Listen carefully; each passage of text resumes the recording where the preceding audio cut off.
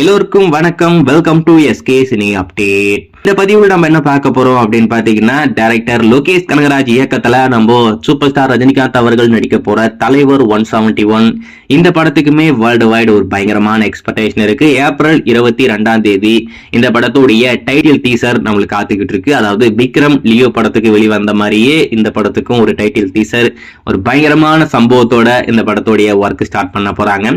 ரீசெண்டா நம்ம அனிமல் படத்துடைய டைரக்டருமே அந்த டீசரை பார்த்திருக்காரு. பார்த்துட்டு ரொம்ப சூப்பரா இருக்கு அப்படின்ற மாதிரி சொல்லியிருந்தாப்புல. இப்போ டீசர் ரெடி பண்ணிட்டாங்க. ஏப்ரல் 22. இன்னும் இடையில எப்படி பார்த்தாலும் 12 நாள் தான் இருக்கு. நம்ம இந்த படத்துடைய டீசரை பார்க்க போறோம். அதுல இன்னொரு முக்கியமான விஷயம் என்ன அப்படின்னு பாத்தீங்கன்னா, இந்த படத்தை ஸ்டார்ட் பண்ணும்போது நம்ம மனோஜ் தான் இந்த படத்துக்கு டிஓபியா இருந்தாப்ல. அதாவது லாஸ்டா லியோ படத்துக்கும் அவர் தான் கேமராமேனா சினிமாட்டோகிராஃபரா ஒர்க் பண்ணாப்ல.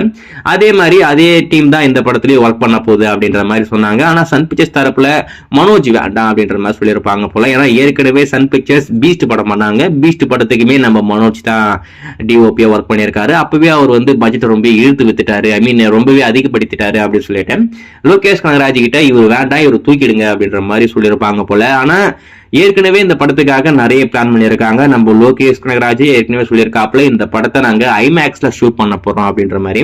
அதுக்கான பிளான் எல்லாமே அவர் இஷ்டம் பண்ணிட்டு இருந்தாங்க. ஆனா திடீர்னு என்ன ஆச்சுன்னு தெரியல. சரி, சன் பிக்சர்ஸ் சொல்றாங்க நம்மளால பண்ண முடியாது அப்படின்னு சொல்லிட்டு மனோஜ் இந்த படத்துல தூக்கிட்டாங்க. நம்ம கிரீஷ் அவர் தான் இந்த படத்துக்கு இப்போ டிஓபியா ஒர்க் பண்ண போறாரு. அதாவது ஏற்கனவே விக்ரம் படத்துக்கு அவங்க தான் டிஓபியா ஒர்க் பண்ணியிருக்காங்க.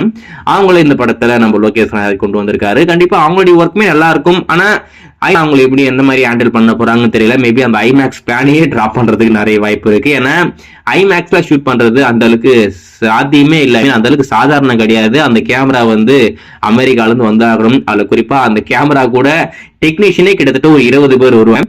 அந்த பட்ஜெட் ரொம்ப அதிகமாகும் அப்படின்றதுனால சன் பிக்சர்ஸ் இந்த ஐமேக்ஸ் பிளானே டிராப் பண்ணுங்கப்பா, நம்ம ஐமேக்ஸ்ல கன்வெர்ட் பண்ணிக்கலாம் அப்படின்ற மாதிரி பிளானை சேஞ்ச் பண்றதுக்கும் நிறைய வாய்ப்பு இருக்கு.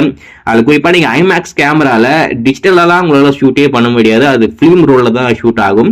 அதை பிலிம் ரோல்ல எடுத்து அதை கொண்டு போய் டிஜிட்டலா மாத்தி எதுக்கு தேவையில்லாத வம்பு அப்படின்னு சொல்லிட்டு அந்த ஐமேக்ஸ் பிளானையே அவங்க டிராப் பண்ணாலும் ஆச்சரியப்படுறதுக்கு இல்லை. லியோ படத்துல எடுத்துக்கிட்டீங்கன்னா ஐமேக்ஸ்ல ஷூட் பண்ணவே இல்லை, அது ஐமேக்ஸ்க்கு கன்வெர்ட் பண்ணப்படும். சோ அதே மாதிரி இந்த படத்தையும் பண்றதுக்கு நிறைய வாய்ப்பு இருக்கு. சோ இப்போதைக்கு டிஓபியை இந்த படத்துல இருந்து மாத்திட்டாங்க. மனோஜ் கிடையாது, நம்ம கிரீஷ். அதுல இன்னொரு முக்கியமான விஷயம் போய்கிட்டு இருக்கு. மைக் மோகன் கோட்டு மூவி படத்துடைய வில்லன், அவர் தான் இந்த படத்துலயுமே வில்லன் அப்படின்ற மாதிரி ஒரு தகவல். எந்த பக்கம் இருந்து பார்த்தாலும் பார்க்க வில்லன் மாதிரியே இல்லை, என்னடா சொல்றீங்க அப்படின்ற மாதிரி தோணுது. வெயிட் பண்ணி பார்ப்போம்.